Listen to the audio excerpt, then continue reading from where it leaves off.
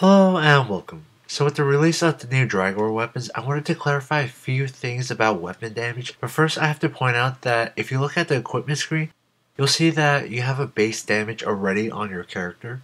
For me it's 99 because I'm 99 strength. If I brew it down, it'd be equal to my current strength level. Now besides that, the only items I am wearing at the moment are just for melee crit bonus. So besides that, in the EOC Jagex wanted it so that weapons of the same level will have the same DPS. So their simple solution to this, to keep it balanced, was to have weapons of different attack styles converge onto a single number for their level. So looking at the weapons now, the longsword and rapier have the exact same stats. The only difference between the first two weapons is the longsword is slash and the rapier is stab. Besides that, the longsword and rapier have the exact same stats. The mace, however, has less damage on the weapon itself, but it does not mean it will do less damage. When looking at a weapon, you have to look at the weapon damage as well as the weapon speed. Now you may ask, why would attack speed matter if you could only use abilities once every 1.2 seconds? Well, the reason is it matters when calculating your damage with abilities.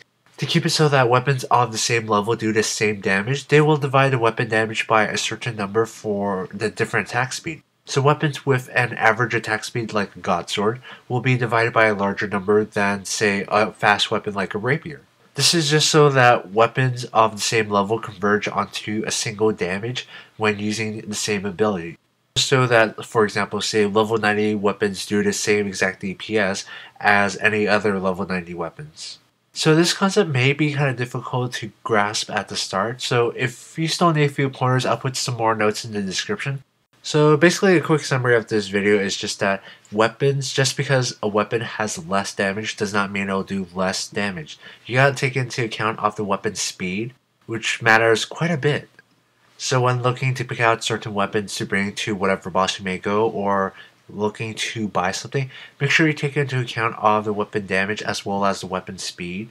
So just because the mace has less damage on the weapon itself doesn't mean it's going to hit less with abilities. It's still going to hit just as much as a longsword and rapier, but it also has a prayer bonus. Which to me is like, does this make the maces the best choice because of the prayer bonus in its tier?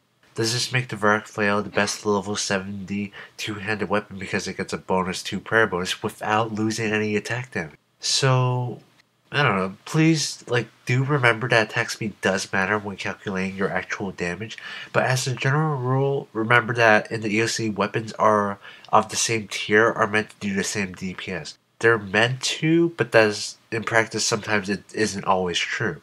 So it's good to just go test it out, try it out, do a few tests, and see what the results are. So as always, thank you very much for watching, and have a nice day.